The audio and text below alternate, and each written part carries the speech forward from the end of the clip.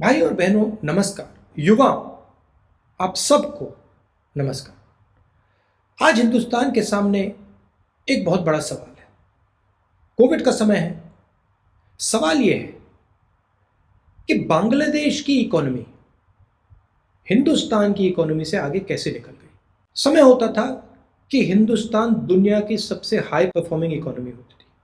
सरकार कहती है कारण कोविड है, मगर अगर कारण कोविड है, कोविड तो बांग्लादेश में भी है, कोविड तो बाकी दुनिया में भी है, तो फिर अगर कारण कोविड है तो हिंदुस्तान पीछे कैसे रह गया। भाई और बहनों, कारण कोविड नहीं है, कारण नोटबंदी है, कारण जीएसटी है।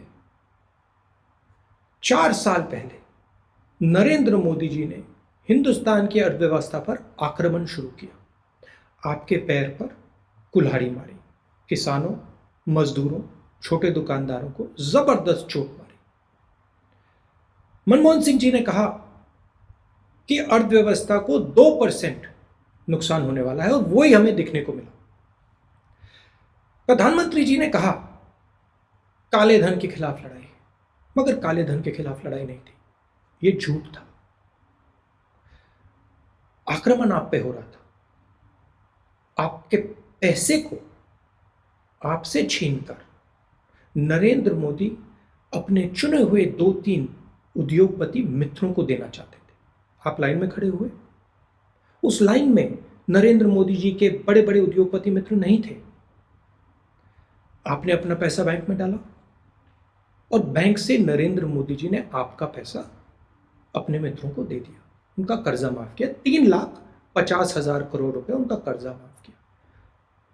उसके बाद नरेंद्र मोदी जी ने गलत जीएसटी लागू की, रास्ता साफ किया।